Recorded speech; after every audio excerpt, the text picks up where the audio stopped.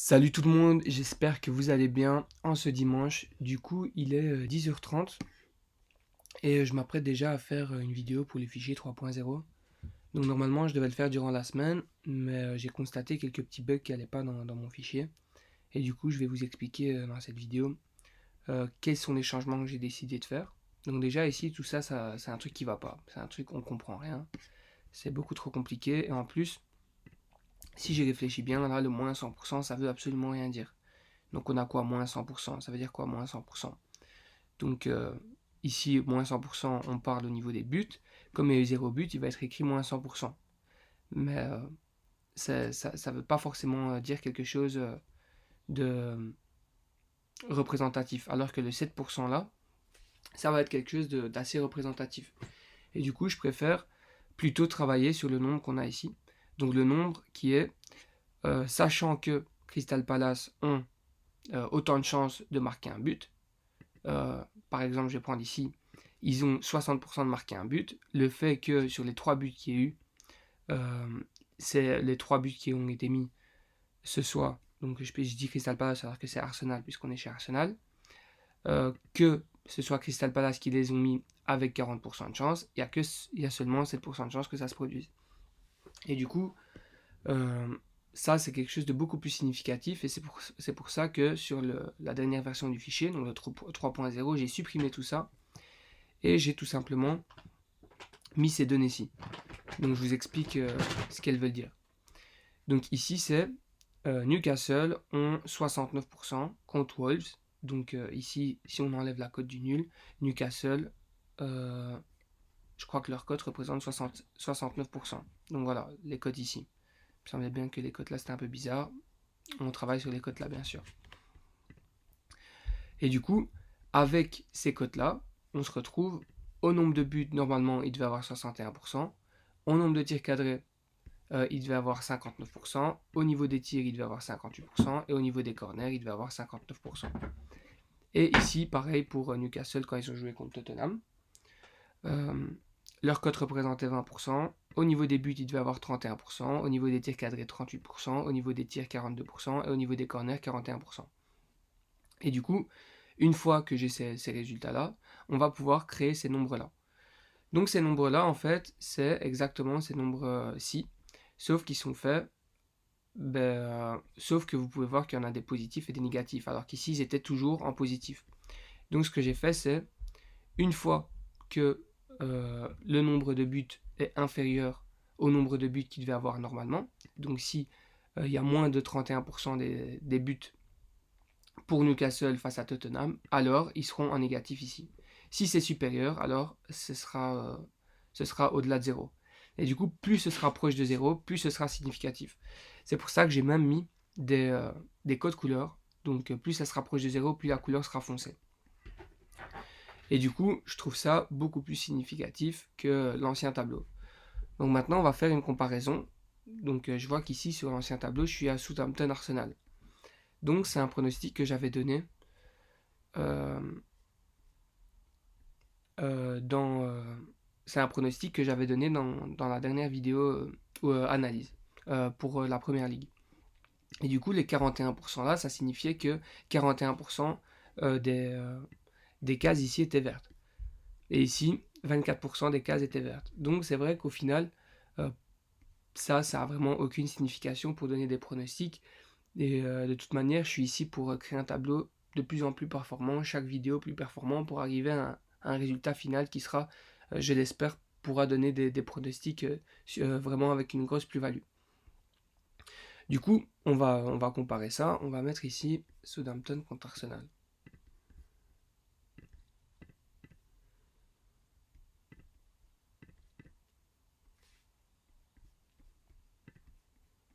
Donc là, on a toujours Newcastle. On rafraîchit. Southampton, Arsenal, ok. J'ai aussi changé ça. Donc j'expliquerai après ce que c'est. Donc dans la dernière version du fichier, on peut voir que ici, on n'a qu'un match. Donc c'est ça qui est plus important, c'est de voir vraiment les cases qui sont foncées. On a seulement un match où Southampton sont vraiment dans les cases foncées et dans le négatif. Et ici, pour Arsenal, par contre, on en a 2. Donc, on voit vraiment que durant leurs 2 derniers matchs, donc la chose que j'ai changé aussi, c'est que j'ai pris les 4 derniers matchs au lieu des 3 derniers matchs. On voit que Arsenal, par contre, ils ont 2 rouges foncés. Donc, ça veut dire que durant leurs 2 derniers matchs, ils ont eu une surestimation de la part des bookmakers. Et du coup, c'est assez intéressant. Ensuite, au niveau de ce que j'ai changé, donc ici, on avait juste des calculs ici qui s'étaient faits par rapport aux tirs cadrés. Donc j'avais juste pris les tirs cadrés et puis on avait des calculs des codes qu'ils devraient avoir. Donc la différence ici, c'est que j'ai pris les buts, les tirs cadrés, les tirs et les corners. Et du coup, on a vraiment ici une moyenne de ce qu'ils devaient avoir normalement. Et du coup, on a un calcul un peu plus précis donc de les codes que les bookmakers normalement devaient leur donner. Donc si on fait la moyenne des résultats des matchs qu'ils ont joués en commun. Et du coup, on peut voir qu'on a une cote de 2,38 pour Southampton et 3,8 pour donc la cote réelle hier du match qui s'est joué hier. Du coup, c'est vrai que c'est un peu compliqué de faire des analyses post-match parce qu'on est super influencé. On se dit, ok, j'aurais fait ça. Maintenant, j'aurais parié ça, alors que pas du tout. Je dis ça parce que je connais le résultat final. Et que si Arsenal avait gagné, là, je trouverais toutes les bonnes raisons qu'Arsenal avait gagné. Mais du coup, ici, c'est vrai que la raison principale, je pense si je regarde ma vidéo, c'est que Arsenal avait une cote super petite et que je me disais c'est quand même bizarre que leur cote est petite. Pourtant non, parce qu'il y a beaucoup de gens qui parient sur eux. Mais c'est vrai qu'en tout cas ici j'avais l'impression que les bookmakers pouvaient surestimer plus Southampton que Arsenal, alors qu'avec la nouvelle version du fichier, pas du tout. Je suis plus à dire que Arsenal est plus surestimé, puisqu'on a 2 rouges foncés, plutôt que Southampton où on n'en a qu'une. Donc en tout cas, on n'a qu'un match qui a une rouge foncée. Du coup, voilà, ça c'était la présentation des petites différences qu'on a eues, que j'ai fait dans les tableaux. Et je trouvais ça important en fait de le faire aujourd'hui, parce qu'au final, quoi, aujourd'hui il y a plein de matchs. Je vais publier une vidéo la semaine prochaine, alors que je pourrais déjà analyser plein de matchs et du coup améliorer plus vite le tableau. Donc ce qui est mon but. Euh, grâce au match d'aujourd'hui, grâce aux analyses que je vais faire aujourd'hui.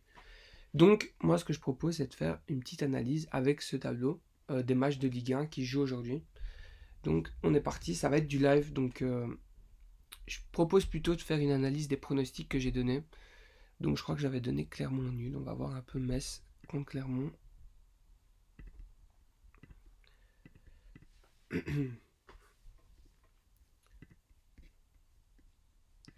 Donc, j'espère que je l'ai bien fait. Ok, apparemment, là, il n'y a pas de souci. Et là, allez, s'il te plaît. Ok, parfait. Donc là, on a quand même, à mon avis, si là on a des erreurs, c'est parce que j'en ai aucune idée. On va regarder ça. Parce qu'on a 0-0. Ok, parfait. Donc on a plein de 0-0, du coup on a plein d'erreurs. Ok, nickel. Du coup, au niveau des cotes, si on calcule par rapport aux résultats qu'on avait des matchs l'un contre l'autre, on peut voir que Metz a clairement un avantage par rapport aux cotes actuelles des bookmakers. Et même au niveau des cotes, donc ça c'est quand même bizarre parce que ça c'est les cotes, on va dire, sans les résultats. Donc ça c'est vraiment juste regarder, faire une moyenne des cotes entre elles. Et de reprendre les cotes des bookmakers, on voit qu'ils ont quand même augmenté celle de Metz. C'est pour ça que j'ai sûrement voulu parier pour Clermont. Au niveau de la surestimation, sous-estimation, on peut voir qu'on a un petit vert ici pour Clermont. C'est pas mal. Sinon ici on a un vert aussi pour Metz. Ensuite on a 2 rouges pour Clermont, mais c'était des matchs d'il y a plus d'1 mois.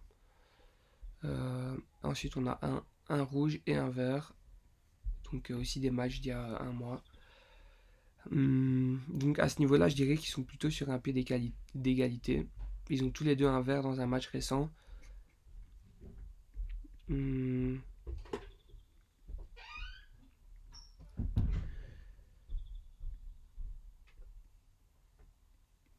Donc à mon avis, si j'ai choisi le nul remboursé ici Clermont, c'est parce que on voit ici que durant leur dernier match, Metz durant leurs 24 derniers matchs à domicile avec ces cotes-là, ils ont fait 46% nul. Mais bon, tout ça, c'est un truc que j'aime pas forcément parce que, au final, et quoi, il pourrait même y avoir 100 matchs sans victoire de Metz. Ok, dans le sens où c'est des choses qui arrivent. Donc, c'est des choses où ça reste de la chance, etc. Mais de toute manière, ça reste de la chance dans tout. Mais je veux dire que c'est pas vraiment un truc qu'on doit faire, qu'on doit suivre à la lettre. C'est vrai que sur papier, je dirais que la cote de Metz est quand même avantageuse. Je sais pas si elle a changé depuis hier, je vais regarder maintenant. Metz maintenant a une cote de 2,90. Donc voilà, le fait que la cote de Metz augmente encore, alors qu'il y a plus de gens, donc on voit qu'il y a seulement 23% des gens qui parient sur Clermont, alors que leur cote représente 34% ici, et que maintenant leur cote représente sûrement moins que 34%. Le fait que les bookmakers fassent baisser la cote de Clermont, je me dis que euh, c'est quand même bizarre que la cote de Metz augmente comme ça, alors que normalement il devait avoir une cote qui est aux alentours de ça. Du coup, je ne vais pas changer mon pronostic à ce niveau-là. Ensuite, on va regarder mon pronostic qui était Montpellier contre Reims. Donc Montpellier contre Reims.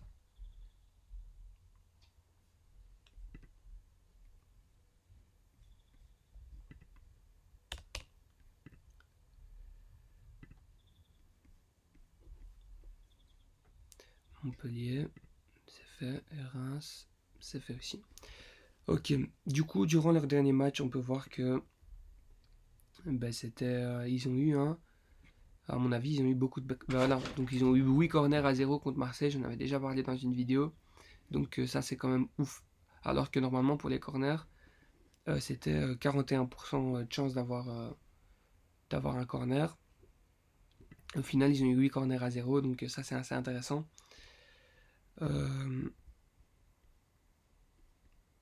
Donc sinon, au niveau des deux matchs juste avant, on a quand même un rouge, donc deux rouges. Et ici, on se retrouve avec un rouge, mais qui est aux alentours de 10%, donc c'est vraiment le maximum, avant que ce soit rouge foncé, avant que ce soit rouge clair. Ok. Donc on va voir un peu au niveau des cotes. Donc on peut voir que les cotes des bookmakers avec les cotes des résultats, c'était pareil. Donc en gros que les bookmakers avaient fait vraiment des bonnes cotes. Et du coup, ici, on se retrouve avec les mêmes cotes. Donc j'ai donné un pronostic sur ce match. Franchement, je sais pas. J'ai pas vraiment confiance. Je pense pas que Reims soit vraiment sous-estimé. Donc plus sous-estimé que Montpellier. Sachant que sur les 4 derniers matchs, on peut voir qu'on a 2-0, 2 verts, 2 rouges. Et qu'ici, on a 2 rouges, 2 verts. Donc encore un pronostic que j'ai donné avec l'autre tableau. Qui ici a quand même un peu moins de sens. À mes yeux.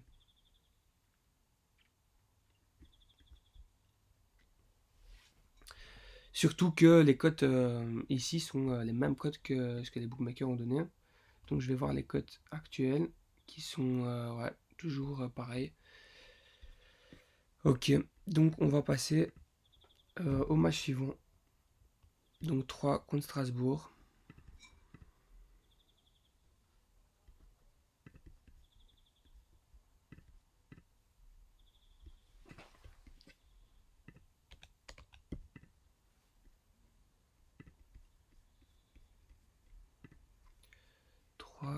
Et Strasbourg. Les cotes n'ont pas changé ici. Donc c'est un peu bizarre.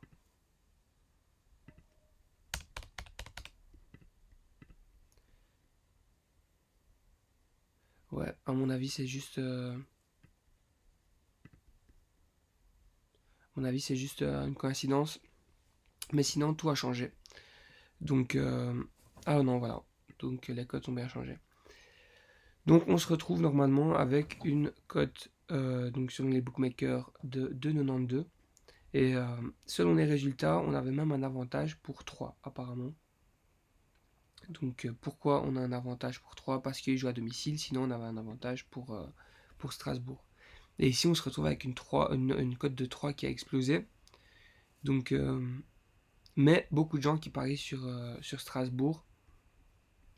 Pourtant, au niveau de la forme, on a un petit rouge au niveau des corners pour 3 au niveau du dernier match.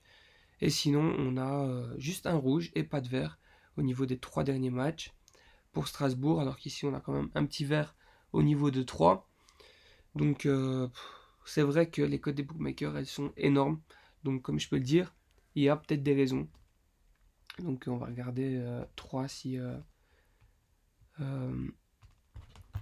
donc, on a un absent au niveau de 3 qui est absent depuis septembre. Du coup, c'est pas grand chose. Pour moi, si je devais garder un pronostic, peut-être que je garderais 3 ou nul. Parce que la cote, elle est vraiment énorme. Donc, une cote de 3,75. Alors qu'ici, on avait une cote de 2,45. Et en plus que au niveau de la forme, 3 me paraissent un petit peu. Donc, plus sous-estimé par les bookmakers. Donc, c'est tout pour les analyses. En tout cas, que je vais publier sur YouTube. C'est vrai que ce serait intéressant que je fasse les analyses de tous les matchs d'aujourd'hui pour avoir un maximum d'analyses à analyser et d'aller vers une amélioration continue de ce fichier. Donc voilà les gars, passez un excellent dimanche. Je vous souhaite à tous de profiter de votre pack. Donc ciao ciao, à la prochaine.